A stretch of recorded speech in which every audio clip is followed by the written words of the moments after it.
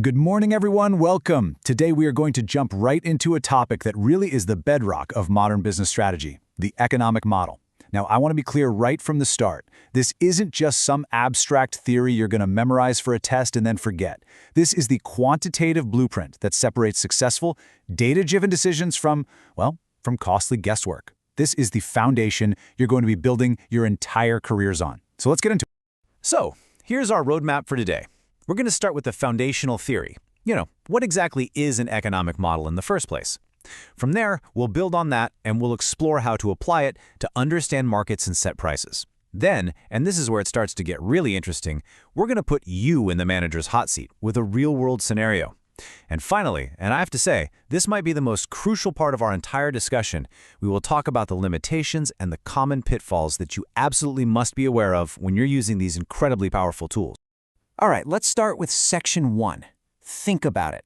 Before you can use any tool effectively, I don't care if it's a simple spreadsheet or a complex piece of factory equipment, you first have to have a deep, fundamental understanding of what it is and why it even exists. And that principle is especially true for economic models. This right here is the bedrock of our whole talk, so let's make sure we get this right. Now, I want everyone to really focus on this formal definition you see here. Let's break this down piece by piece because literally every word matters. A mathematical representation. What does that really mean? It means we're taking the messy, complicated, often chaotic dynamics of the real world, things like how consumers think, what competitors are doing, supply chain problems, and we are translating all of that into the clean, precise language of equations, variables, and functions. And the purpose for doing this is twofold, and this is so important. We don't just want to describe what happened in the past. The real power of a model is its ability to predict what might happen in the future and, even more importantly, to help us optimize our decisions to get the best possible outcome. It's all about bringing analytical rigor to a pretty chaotic business environment. This analogy, the flight simulator, is one I really want you to hold on to. Just think about it for a second. A pilot would never, ever take control of a multi-million-dollar jet with hundreds of people on board without first spending tons of hours in a simulator, right? They test everything, engine failures, terrible weather, all sorts of complex landings. And why do they do that? To learn in a completely risk-free environment. Well, an economic model is your business's flight simulator. It lets you, as a future manager, ask all those what-if questions. What if we launch this new product? What if we bump our advertising budget by 20%? What if our main competitor suddenly slashes their prices?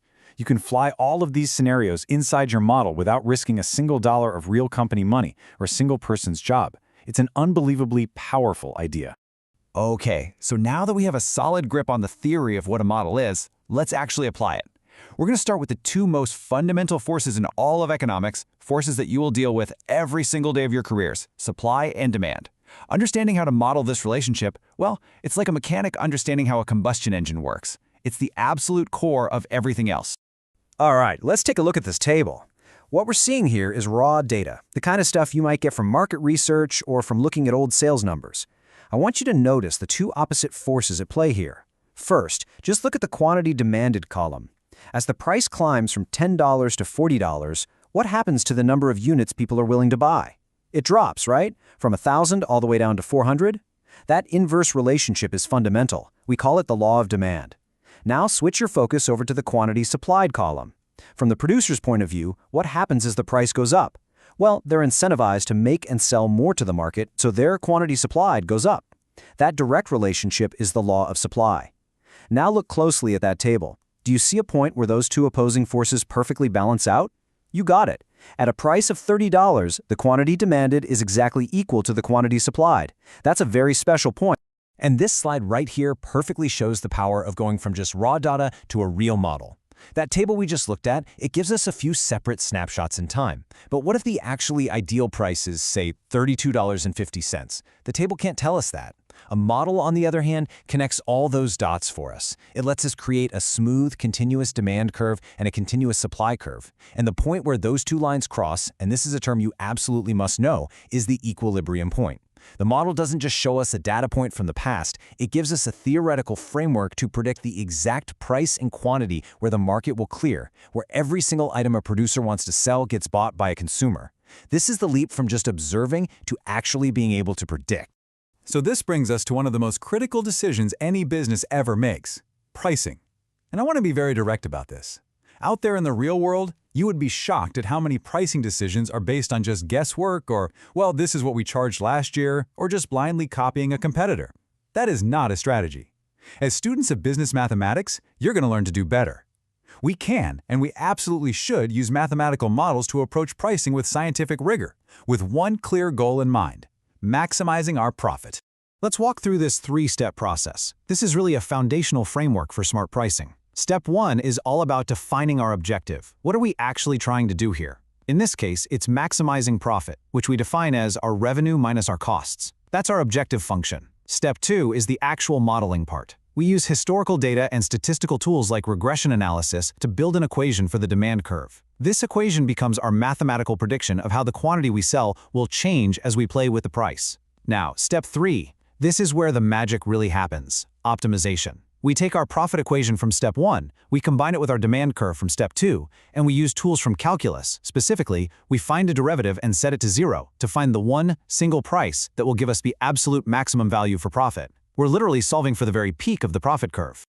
And after all that analysis, all that math, this is what the model gives you. And notice what it is. It's not a vague range, it's not a subjective, well, we should probably price it somewhere around $50. No. It's a single, precise, and totally defensible number: $49.95. This is the price that, according to our model and all the data we fed it, is predicted to generate the absolute maximum profit for the business. It strikes the perfect balance. If we go any higher, we lose too many customers. If we go any lower, we're just leaving money on the table. That is the power of a quantitative approach. All right, so we've covered the theory pretty well. Now let's move into what I call the crucible of application. I'm going to put you in the manager's chair. You know, the theory is always clean and neat, but the real world, it's messy. So let's see how these models actually hold up under the kind of pressure that you will definitely face in your careers. I want you to imagine this. It's a Monday morning. You've just sat down at your desk, coffee in hand, and an urgent email from your main supplier pops into your inbox. Due to some unforeseen circumstances, their costs went up and they're passing it on to you. Effective immediately, your cost for raw materials has just jumped by 15%. Your boss is already calling, asking for your plan to protect the company's profit margin. The pressure is on. What are you going to do? Now, I want you to be really honest with yourself. What's your gut instinct here? For a lot of people, it's a simple pass-through. Hey, our costs went up 15%, so we'll just raise our price by 15%. It feels fair, it seems logical, it feels like it protects your margin. And this is, by far, one of the most common mistakes that I see students and even experienced managers make. But I have to ask you, is that simple pass-through really the optimal decision from a mathematical point of view? So instead of reacting with a gut feeling, a skilled, data-driven manager resists that first impulse and turns to their model. You go back to that three-step process we talked about. In step 1, you update the cost variable in your profit formula. Then you rerun the optimization in step 3.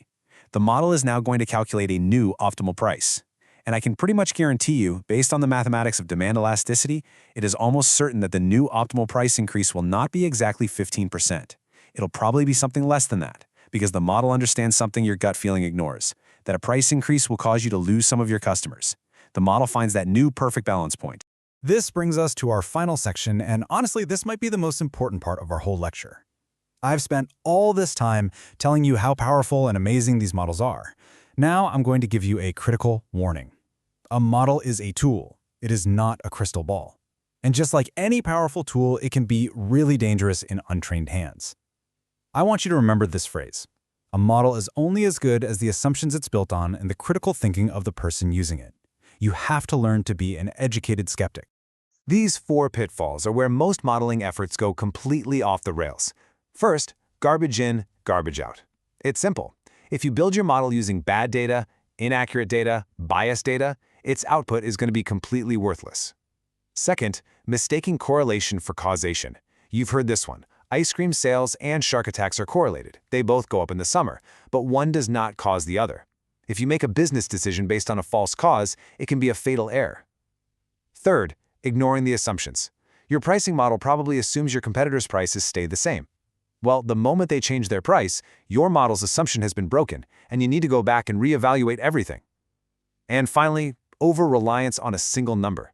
Never, ever, ever treat the model's output like it's infallible truth. It's just one input, a powerful one, yes, but just one input into your final decision. So if there's one single thing you take away from our time together today, please let it be this.